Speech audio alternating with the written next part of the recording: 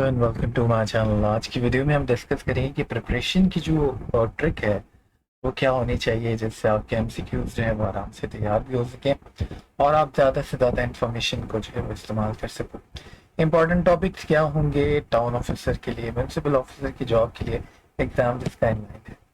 अच्छा, वो वाला जो दौर था ना कि आपने रट्टा लगा दिया और काम चल गया, वो अब काफ़ी पीछे रह चुका है क्योंकि अब कंपटीशन बहुत ज़्यादा है। तो वो आपको तैयारी करने के लिए सबसे ज़्यादा अहम चीज़ ये है कि आप मैप्स वगैरह को देखो। ठीक है, टेक्नोलॉजी जिस तरह से एडवांस हो रही है, आप अपनी तैयारी को भी एडवांस करो। अब देखो ना, ये मैप आप देखते हो, इस मैप से आपको क्या कुछ पता लग रहा है। वैसे तो ये माउंटेन की डिस्ट्रीब्यूशन के लिए मैंने जो है वो शेयर किया हुआ है। अब यहाँ पे देखो, ये आपकी कराकरम रेंज है, ठीक है, जो कि इस तरफ चाइना है, चाइना के साथ लग रही है। तो हम कह सकते हैं कराकरम रेंज जो है जी वो पाकिस्तान और चाइना के दरमियान लगती है। यहाँ देखो, ये मैप अगर आप देखो, इस साइड पे आपका इंडिया है, तो हिमालय जो है वो पाकिस्तान और इंडिया के दरमियान शेयरिंग है। यहाँ पे आपका जो है वो अगर आप देखो तो चागी हिल्स है, चागी हिल्स जो है वो बलूचिस्तान और अफगानिस्तान के दरमियान बॉर्डरी लाइन पे आ गई, ठीक है। इसी तरह अगर आप देखो तो सुलेमान रेंज जो है वो यहाँ पे आप देखो तो बलूचिस्तान और पंजाब के दरमियान जो है बाउंड्री पर आ गई। तो आपको इस तरह से जो है वो याद हो जाएगा कि जी माउंटेन रेंजेस जो हैं वो कहाँ कहाँ पे जो है वो लाई करते हैं, ठीक है।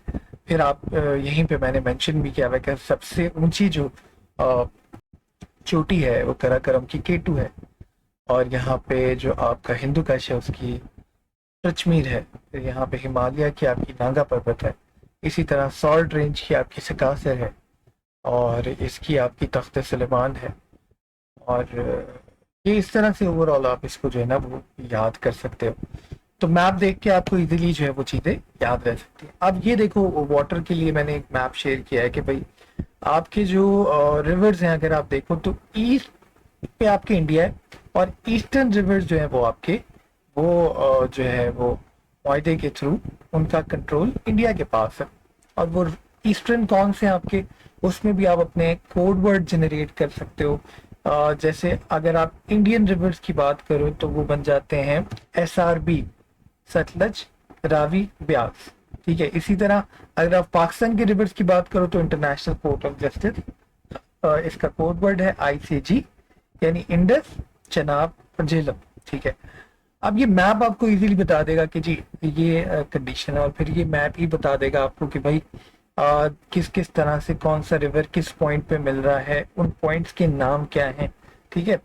और ये रिवर्स कहाँ से ओरिजिनेट होके कहाँ पे जो है वो गिर रहे हैं। तो ये सारी डिटेल्स आपको जो है वो मैप के थ्रू इजीली याद रह जाती हैं और विजुअल जो पिक्चर्स होती हैं वो आपके जहन में भी बैठ जाती हैं।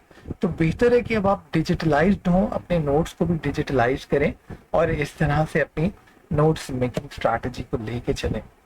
इम्पॉर्टेंट टॉपिक्स की अगर बात करें पाकिस्तान अफेयर्स के हवाले से, तो I suggest you come time में अगर तैयारी करनी है तो पाक MCQs को उठाएं और वहाँ पे जो शुरू के आपको 50 पेजेस है ना उसको आप ठीक से पढ़ लें।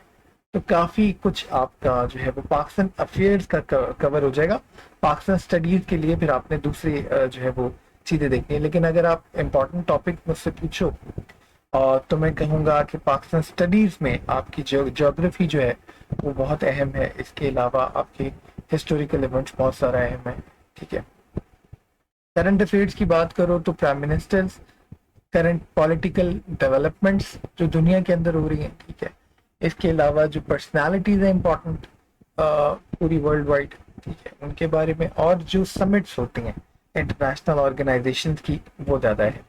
जनरल नॉलेज की बात करो तो अगेन ज्योग्राफी, करेंसी, कैपिटल्स और ज्योग्राफी में पूरा फिर आप उसको कवर करो, ठीक है। तो ये ज़्यादातर अहम है।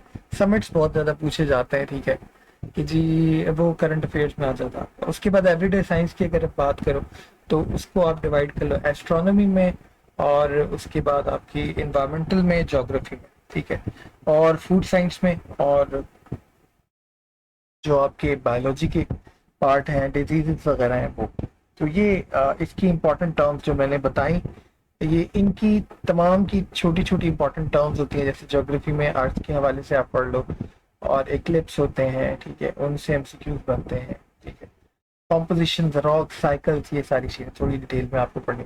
मैथ्स में प्रोपोर्शन, रेशियो, फ्रैक्शंस और बेसिक मैथमेटिक्स, आपकी बेसिक ऑपरेशन और जो है वो प्रोबेबिलिटी, ये सारे इंपॉर्टेंट है। इंग्लिश में ऑब्वियसली एंटोनियम्स, एंटोनियम्स और इसके अलावा sentence correction, parts of speech आपको ठीक से पढ़नी है और जो है वो एनालॉजीज भी समटाइम और समटाइम जो है वो इडियम्स भी पूछ लिए जाते हैं।